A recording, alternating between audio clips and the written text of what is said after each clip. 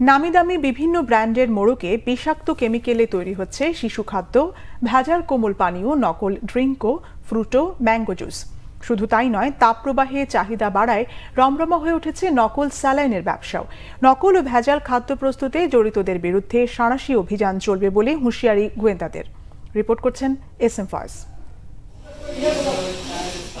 পানি আর বিষাক্ত কেমিক্যাল দিয়ে তৈরি হচ্ছে আসল মোড়কে নকল ড্রিঙ্কো ও জুস, যা শিশুদের স্বাস্থ্য ঝুঁকি বাড়াচ্ছে।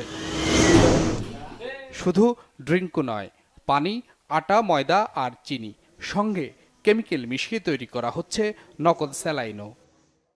এক কার্টনে 24 পিস আজকে প্রথম ডেলিভারি দিলাম।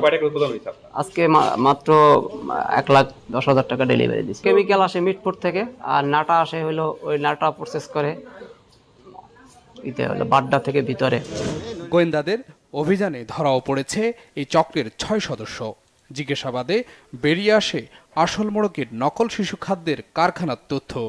নামি দামি ব্র্যান্ডের মোড়কে কেমিক্যাল দিয়ে শিশু খাদ্য, ভেজাল কোমল পানীয়, ড্রিঙ্ক, ফ্রুটো, ম্যাঙ্গো জুস তৈরির কারখানা এবং নকল টেস্টি স্যালাইন তৈরি প্রতারণা চক্রের সাথে আমরা 6 সদস্য গ্রেপ্তার করি। বিপুল পরিমাণ ভেজাল পণ্য তৈরি মালামাল উদ্ধার করি এবং এটার মূল হলো আনোয়ার হোসেন।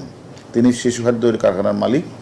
পূর্বে পেশা ছিল ইলেকট্রিক ব্যবসা, এখন সে এই ব্যবসাটা করে, কিন্তু তার কোনো BSTর অনুমোদন নাই, কোনো এক্সপায়ার ডেট তো নাই, এবং সে নিজের ইচ্ছা মতো এগুলি মানে 25 থেকে 40% কমিশন দিয়ে ড্রিঙ্ক ও ফ্রুটো, ম্যাঙ্গো ইত্যাদি দিয়ে সে দেশের বিভিন্ন স্থানে ফেসবুকে বিজ্ঞাপন দিয়ে সেগুলো বিক্রি করত এবং সে তার কোনো অনুমোদন তো নেই, বরং ভেজাল শিশু খাদ্যে নামে নামে ব্র্যান্ডের মুরগের স্যাকারিন, পানি, আর্টিফিশিয়াল ফ্লেভার, মানহীন কেমিক্যাল দিয়ে অস্বাস্থ্যকর বসে ভেজাল কোমলীয় পানীয়গুলিতে তৈরি করে আসছে এবং তার সাথে সহায়তা করেছে শাহনেওয়াজ এবং মোর্শেদ।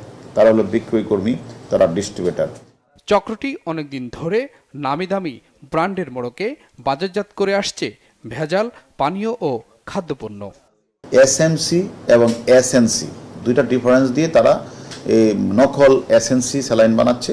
সেটা মানে কোটি কোটি আমার মনে হয় স্যালাইন ঢাকা শহর সব বিভিন্ন জায়গাগুলোতে বিক্রি হয়েছে, এবং যেহেতু একটা হলো ধান কাটার সিজন আর আরেকটি হলো নির্বাচন, সব কিছু মিলে মানুষ প্রচুর পরিমাণে স্যালাইনগুলি তারা বাজারজাত করেছে এবং মানুষ কিনেছে, এবং এগুলি এবং সেটাও তারা আমাদের কাছে স্বীকার করেছে, সেটা মানে চিনি এবং লবণ দিয়ে প্যাকেট করে তারা বিক্রি করেছে, এবং আমরা তার সাথে জড়িত উৎপাদনকারী প্রতিষ্ঠান সবগুলি আমরা গ্রেপ্তার করেছি। আইন শৃঙ্খলার দায়িত্ব রয়েছে, অন্যান্য সংস্থার দায়িত্ব আছে, এমনকি এলাকার সাধারণ জনগণেরও দায়িত্ব আছে। এই বাসার মধ্যে কি হয়, আমি মনে করি সকলে মিলে যদি আমরা দায়িত্বটা পালন করি, তাহলে এই সকল অসাধু ব্যবসায়ীরা যারা আছে তারা আমি মনে করি তাদেরকে ধরতে আমাদের সুবিধা হবে।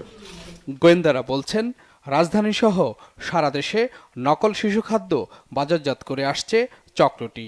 মিটফুড থেকে সংগ্রহ করা হয় ভেজাল এসব খাদ্য তৈরির কাঁচামাল। SM ফয়েজ, বাংলা ভিশন, ঢাকা।